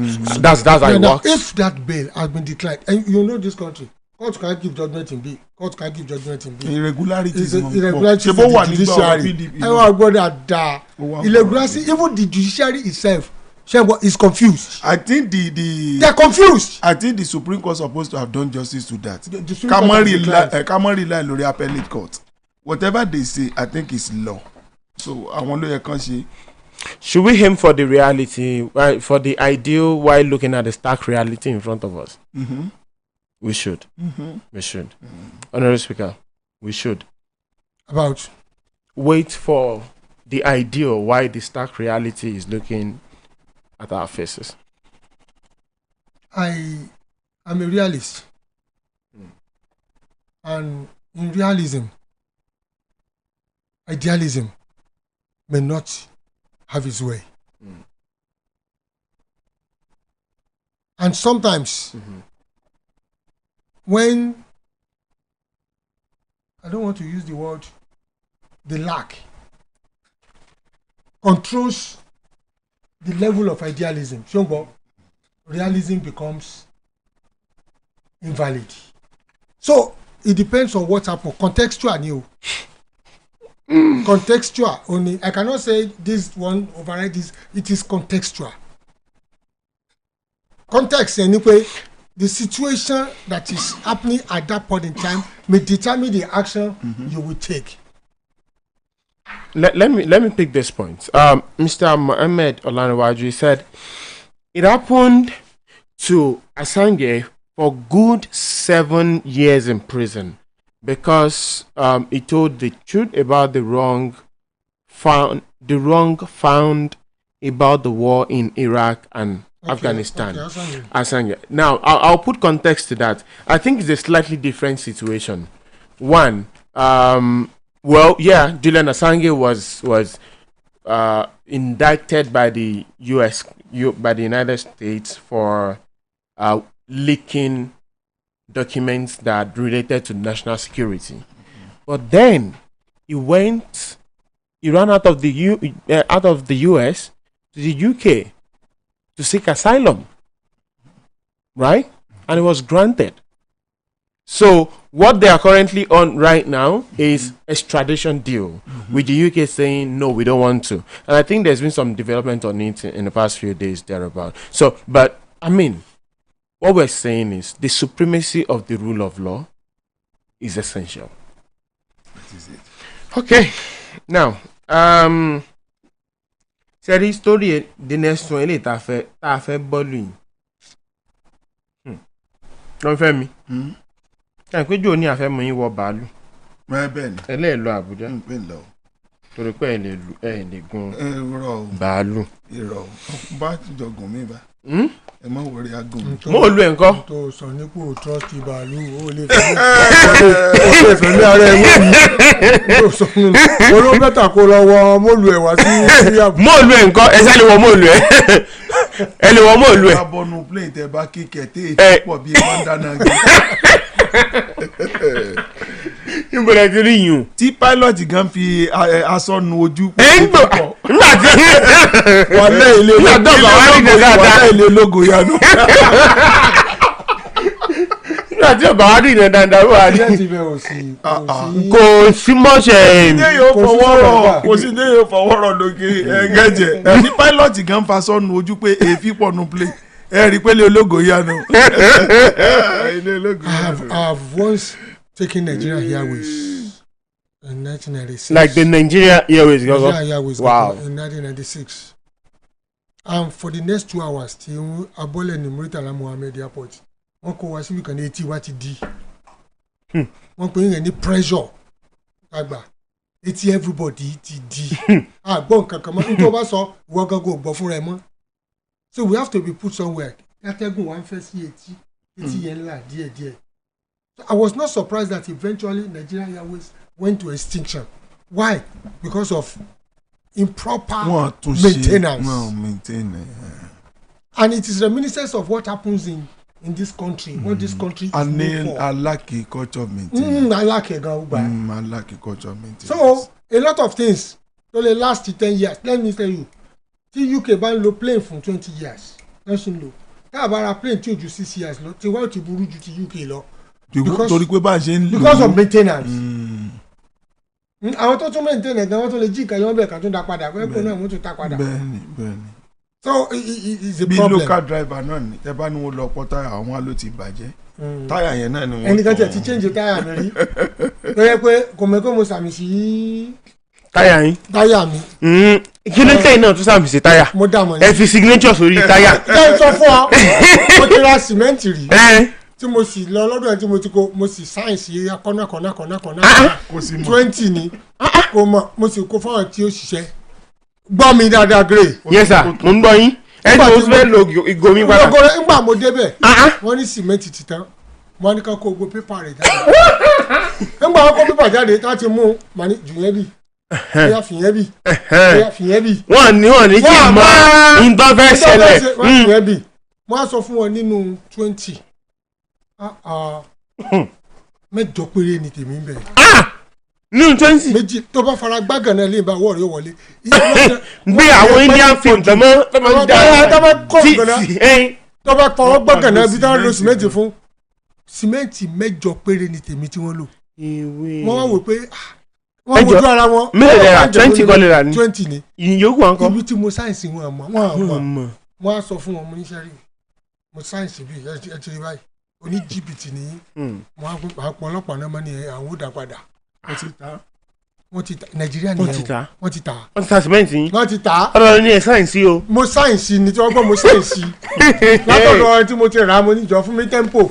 ó jẹ́ kékèké ni nígbà mo kó pálí jáde pálí rẹ̀ gbọ́n tí mo sọ fún ẹ. mo lọ yìn. mẹ́jọ ni tèmi nù ẹ̀ yòókù wọn lọ ọlọ́run mọ̀ mi tẹ́ ti lọ rí pálí sìmẹ́ǹtì bóyá àwọn tó ń ta kan wà níbi kan tẹ́ lọ kó wá wọ́n dẹ̀ collaborate gbogbo wọn collaborate sórí collaborative criminality òun ló wà lù yìí ẹnìkan ò lè dá criminal activity ṣe ibi tá a ti crumble dé lónìí connection ni collaboration ni ọ̀gá ìtìfẹ́ mi wọ́n ṣàn wo oògùn náà rògbò mo lò bàbá ẹ̀ lóògùn kí n tó sọ fún wọn bí ibi tí state wa wà lónìí ó nìyẹn so play ten sọ yẹn ọyá bẹ̀rẹ̀ káwọn wá bẹ̀rẹ̀ tún báyìí. tọ́ ọ̀yà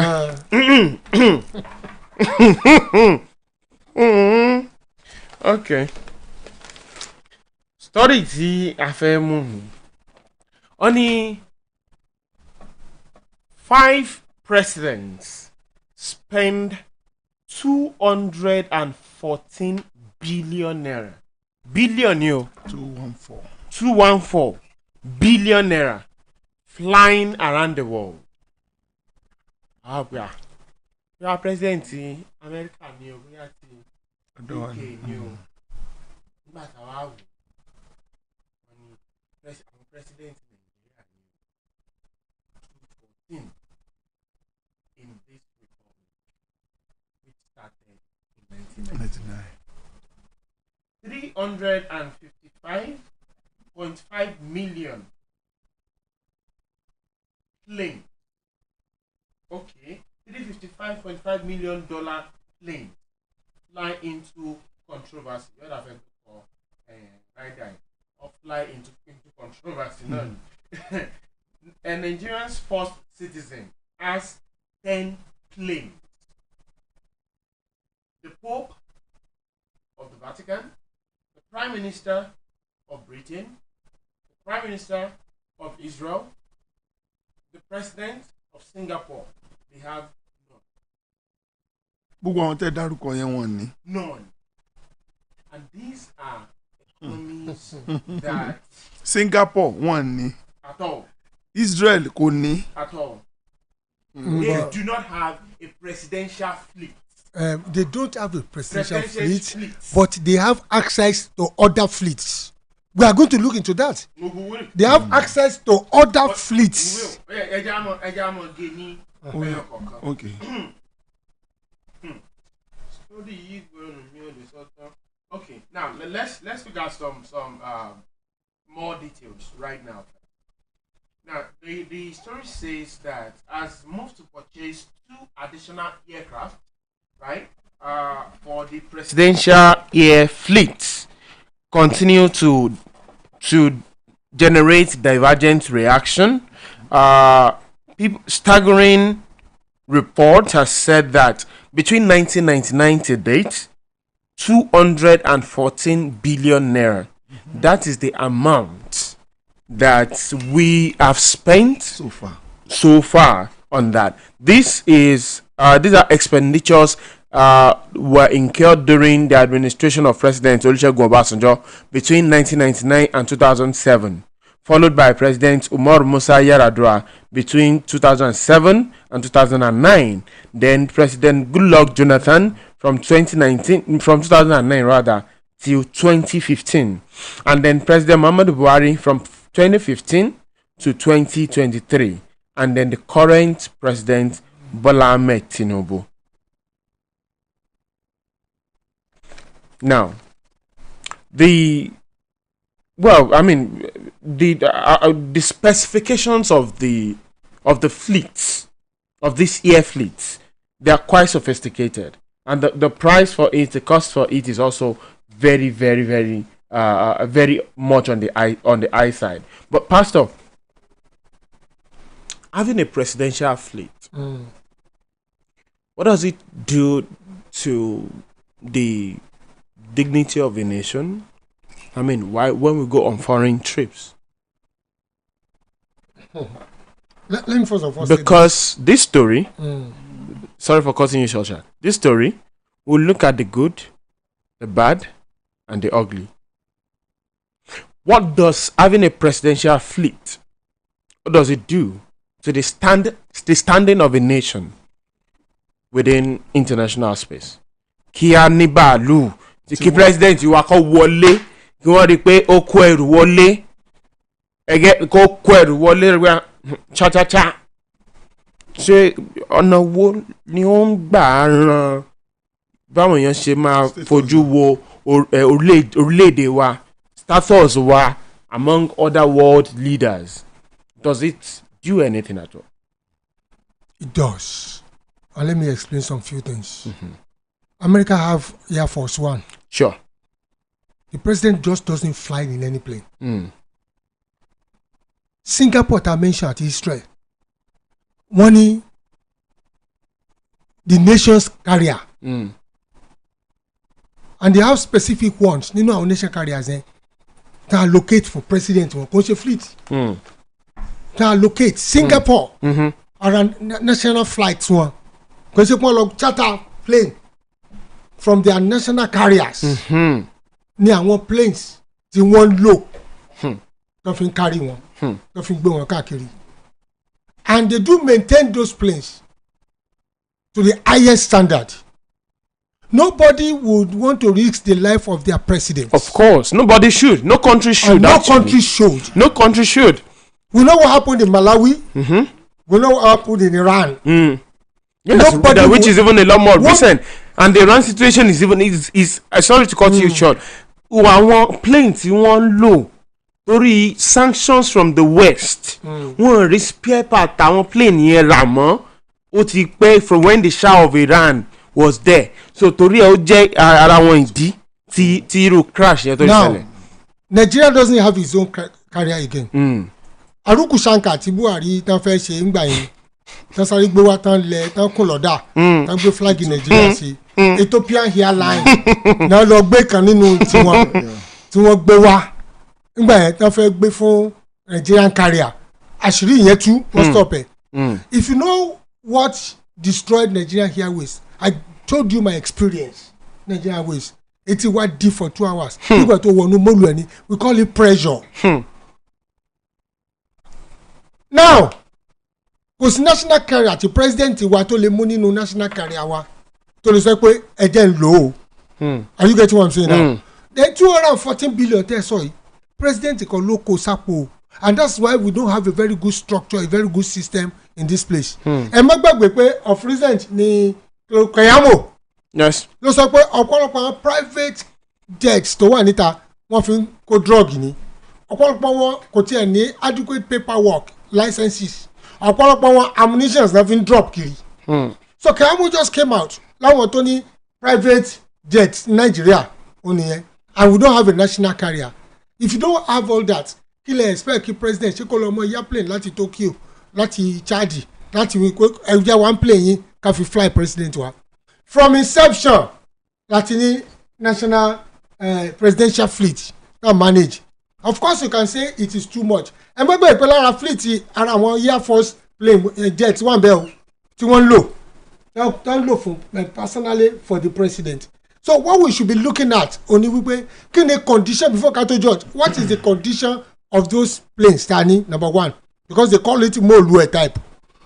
Will it endanger the life of the president? Number two. So the sorry to cut you. The Air Force planes they are not included. Just the presidential air fleets alone. Is that right? Yes. I read something about it this morning.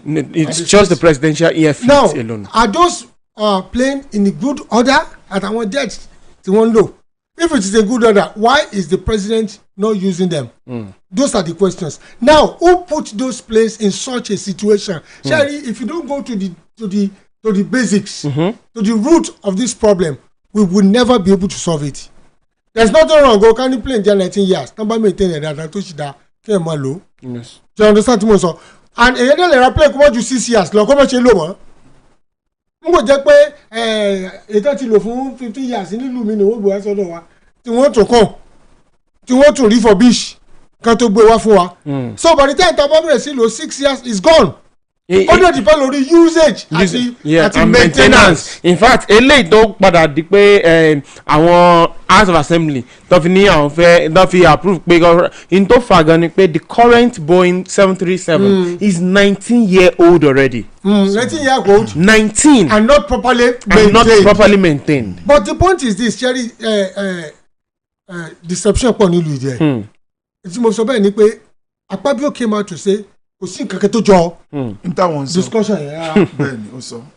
Instead of telling us pé àwọn tí discuss ẹ o but it is in the offing go. But he denied it completely. And now the National Assembly is also already now talking about it. So deception nílùú àwọn leaders wa they are not trustworthy. That is all I know. And that's why Nigerians doesn't trust them. That's what I think called 240 billion also within 5 presidents. How did it go? Bó ni wọ́n ti lò àwọn wo náà saddle with the responsibility láti maintain our plane yẹn èló ni wọ́n lò party wo náà kó wọlé tẹ̀sán kan fún yín wọ́n yọ nǹkan nù nǹkan báyìí wọ́n sì tún ta fún yín wọ́n tún dá padà fún yín. Wọ́n sọ fún pé nǹkan báyìí ni àwọn ministry kan náà anytime tí wọ́n fẹ́ lo mọ́tò wọn ní ministry ṣé o gbọ́ gbọ́dọ̀ ìyàwó tó wà ní charge ó sọ fún yín pé táyà ti fọ́. táyà no break ẹ̀ ò dáa láti ṣe break.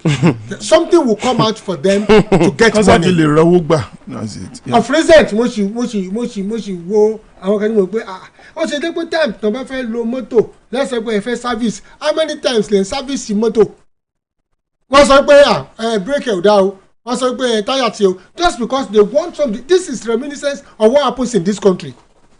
So the 240 billion mo rò pé time tó yẹ kí EFCC náà kan wò pé àwọn wo náà kówó yẹn fún bóun náà ti náà. Let me put this in. Oh my God.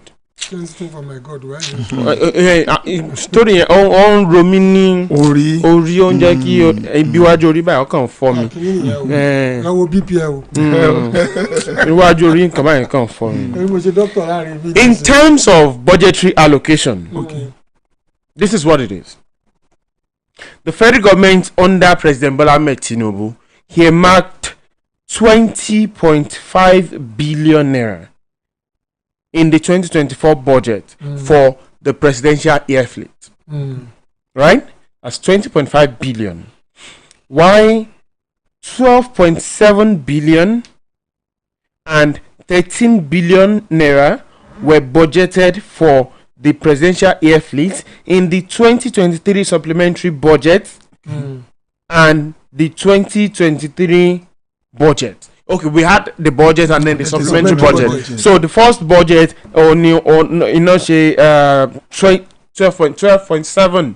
So in the supplementary budget, in 2023 only 13 billion then for 2024, right, what we have is 20.5 billion naira allotted to the presidential air fleet. Now, out of the budgeted sum, only the administration has disbursed a total sum of 14.7 billion naira for the repair and maintenance of the presidential air fleet within the last 11 months.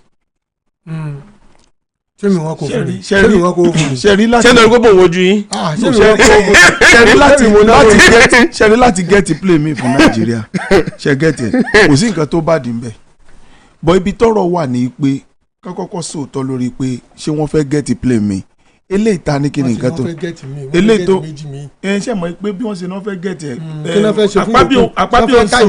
Akpabio ń sọ àwọn nǹkan kan kó tó rí pé National Assembly wá gbé jáde sí pé they are debating seriously on it pé wọ́n fẹ́ rà àṣọ ìtẹ́mi kan rò nípa play yẹn ni pé conventionally ó yẹ kan ni but number 2 ni pé with the situation the present situation in Nigeria ṣé àrògbọ́n kankan dá sí yàtọ̀ fún pé ká secure play mi ṣé kò síbò míì tá a lè fojú wo pé okay we can make use of this we can pending the time tí ìlú ṣe máa buoyant ara àwọn country kan especially in Africa tó ṣe pé gbogbo àwọn nǹkan tí wọ́n fún president ni o bóyá alẹ́ tí wọ́n ṣe tán kò sí nǹkan míì tó wà highly productive tí wọ́n rárá àlù lọ́wọ́ míì sọ pé wọ́n ṣe ra play but at this very in time like this do we need it ṣáà lè rí nǹkan yẹn ká lọ lò síbòmíì later tí nǹkan bá ra rọjú díẹ̀ tí economy bá da tó bá stabilize ká ṣe wà venture into pé we want to get a presidential fleet ètè èmi kan wó láàrin yẹn nù. èmi rò pé nǹkan tó burú ni kí wọ́n náà fẹ́ get another presidential fleet. no kò burú rárá kan rà mí ṣùgbọ́n kan tó rà mí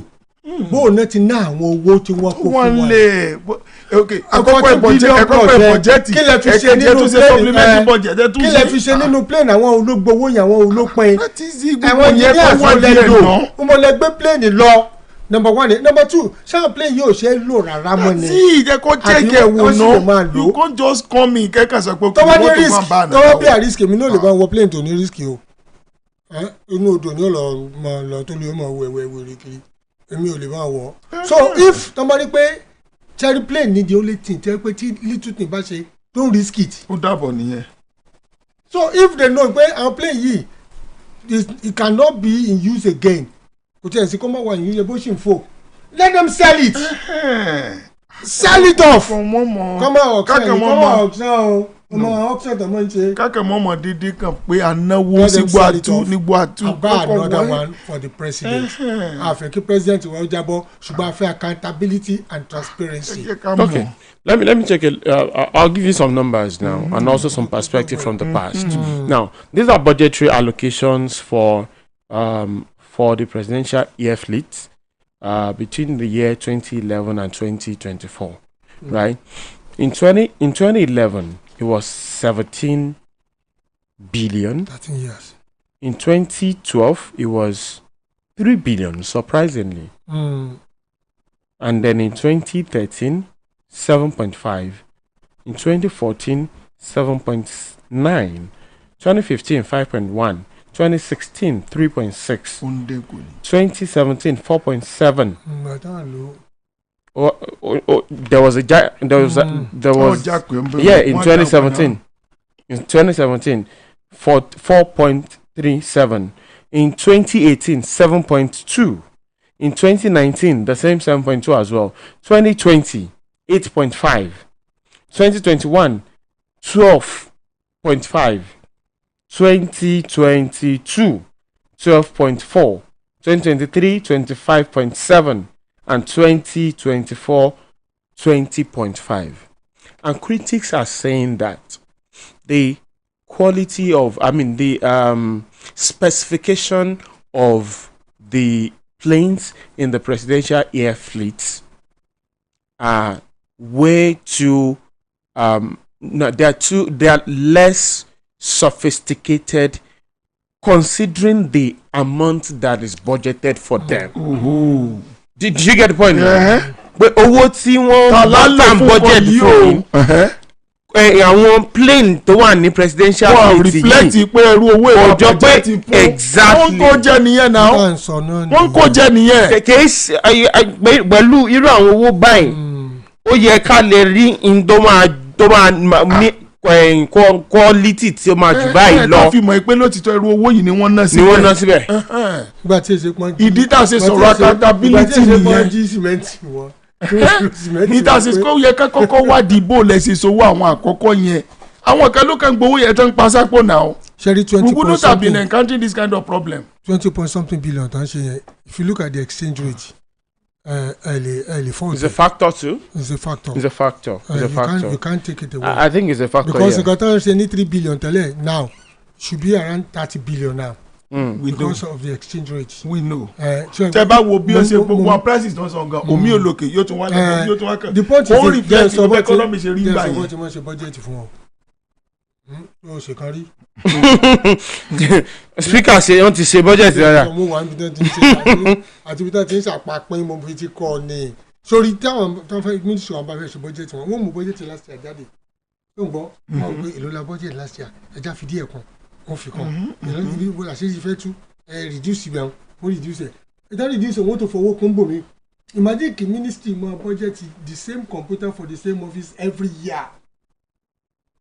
Oh, kò yí ọfẹ mi. Mo get yín. So pardon ni ọ̀rọ̀ budget ní. ẹ máa gbọ́ ṣe bí budget ni pé a fẹ́ ra flower yìí adẹ̀bọ̀jẹ́ pé ẹja project pé ok kò yẹ kó ju bí 16,000 naira lọ. àwa dán àwa bá ní 8,000 owó yòókù tó kún gan. 16 gangan lẹ́bàá tàbí ẹ bá 17 owó yòókù tó kún gan. ó yẹ kán. 16 lẹ́bàá ẹ bá 17 wọ́n lè sọ pé owó wò tó wọ́n lè yìnbọn fún wọn lẹ́yìn mò ń ṣàlàyé. àti ìfisí constitution. ok capital punishment. irọ́ ìyẹn lè yá lo ìyẹn lè yá lo ìyẹn lè yá lo ìyẹn lè torí bá a ṣe ń continue because owó yẹn àpò àwọn kan ló kàn ń lọ wọ́n kàn ń fowó wá ṣe tó wù wọ́n tó mí èmi ò gbogbo eléyìí tán náà budget. Honourable Speaker. Agbe ilé making use. Honourable Speaker. mo ń dáhùn láti pè mí lẹ́ẹ̀mejì yọ aláàánú. What if I tell you that given the amount that the budget allocated to these things, we were supposed to be using the presidential air fleet should consist of planes that are at the same par with that of the Kingdom of Saudi Arabia. That tells you something. About a lot. Okay. And the Kingdom of Saudi Arabia is heavy on spending, and they have the money in any case. The economy is in good shape. They are so. Ìfly táwọn ń lò owó tí a bọ́jẹ̀tì lọ́dọ̀ wa ó ká tí wọ́n ń lò lọ́hùn. àmọ́ kò ń ṣe irú ẹ̀ ni àwa ń lò. ṣẹlẹ̀ ayé kan náà làjọ ń gbé ní sẹ́mi ọlọ́kan náà. kí wọ́n ló dé tí àwọn bọ́jẹ̀tì iye owó rẹ̀ fún òun. nǹkan tó àwọn tó bọ́jẹ̀tì nǹkan tí wọ́n fẹ́ kó jẹ́ ni pé irú nǹkan tán. kó ìkẹyìn pẹ̀lú nǹkan bẹ́ẹ̀ yẹn bẹ́ẹ̀ ni náà. àwọn tó bọ́jẹ̀tì yé wọn yí pé tá a fílẹ̀ yìí ò bá ṣèjọ pé tá a lù ń pọ́npọ́ nǹkan tí wọ́n ń sọ wọ́n kàn wò ní pé gbogbo orú eléyìí bíi specimen lásán ni wọ́n fẹ́ lù pọ́npọ́ wọ́n dẹ̀ ti lù pọ́npọ́. èmi ó yẹ ká introduce capital punishment sínú lọ́wọ́. We can't continue in this way. À ń sọ̀rọ̀ pé cost of living à ń sọ̀rọ̀ pé standard of living wálẹ̀ owó tá a ná lórí nǹkan kan pọ̀ wọ́n dẹ̀ tún sọ̀rọ̀ lórí irun kan báyìí. kò sí problem ẹja mọ. Saudi Arabia is different to Nigeria. Species àwọn tó ń gbé bí yàtọ̀ sí species àwọn tó ń gbé Saudi Arabia. ẹ bá translate species fáwọn èèyàn àtọ́ ń gbọ́ wá nílé. èwo kí n species náà ẹ̀dá arú àwọn èèyàn tó ń gbé bí yàtọ̀ sí ẹ̀dá àwọn tó ń gbé bí. àwọn tó ń ṣèjọba ń bí ó yàtọ̀ sí àwọn tó ń ṣèjọba lọ. àwọn tó ń gbé bí gan yàtọ̀ tó ń followers gan ayé hàn náà. you understand followers gan ní country yìí the same thing ni jungle life ni. So you can't give what you don't have. We don't seem to have the ability for accountability and transparency. Seems to àní àkóyawọ́. bí mo ṣe pé tí ẹ bá kówó jẹ gan ẹni tẹ́ lọ bá tó máa dá ilé ẹjọ́ gan. àní wọ́n fi mí sínú kínní kan jẹ́ sọ pé kọ́mítì kan gbà kan kí n tó dé àwọn ọ̀rẹ́ mẹ́ta ti pè mí pé Ṣẹ́gun sọ pé àkókò tiẹ̀ náà ló dé o àwọn àfẹ́ ká yí ẹ ta olóòmọ ṣe sùn ẹ̀ time tí wọn náà look before kéèyàn tó dé kí n lásán àwọn kan ti kóra wọn jọ ní committee of looters ní committee of friends looters. And that is what's happening in this country. It is actually sad. Salary tó fẹ́ fún mi ní ẹ bá ń pẹ́ yìí bó láti máa ná ṣé salary làwọn ẹgbẹ́ di non-dependently committee of looters the country ti rí nìyẹn. Head or tail, you lose in this country. You lose. And it's a very, very sad situation. I mean, when the actual reality of the common man seems to be, like when you look into the world of Nigerian politicians, it looks like a fairy tale. Like a story that was written just but beautifully crafted. But it's sad and airline warara. When it comes to Saudi Arabia, monarch are using that. We don't have national carrier. So ìyẹn ló yẹ ká work on. Wọ́n need that work on that. Wọ́n ti jẹun, wọ́n ní time to job. Time wa ti tó. Ẹ fọwọ́ yà gbóyè sẹ́yìn. Well, okay, come with me. Your parting shot before we go. Ṣé mọ̀ èmi kàn wò pé kí Nàìjíríà instead gbogbo ilé káwa náà lù fún bá a ṣe máa ní national carrier like every other nation. Akuti ní ringba kan. I think Mr. President can still work on that for us to be able to have such. Láti bẹ̀yẹn gan owó mọ̀ wọlé fún wa kàn wo ọ̀rọ̀ lórí. When Obasanjo was there as a military administrator. 14 ló fi sílẹ̀. When he came back in 1999. Obasanjo, yeah. 76 or when 79. he came back in 1999, nothing was in existence. Fun fact, Obasanjo is the highest flying president Nigeria has ever had. That is the highest flying, and of course it was understandable. I mean, at the point he was the president of the is the OAU? No, AU. African, also head of Commonwealth, head of something. So ECOWAS as well. So he would travel, yes. Carry one leg. Don't know by 1999 it was always gone into the oblivion.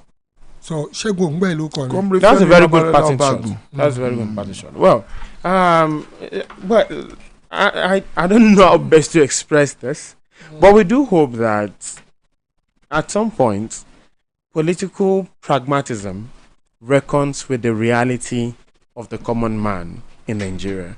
My name is Yousuph Adebayo Gray. Thank you for joining us on Shokowa Special today. It's a wrap for now. 88.7 FM.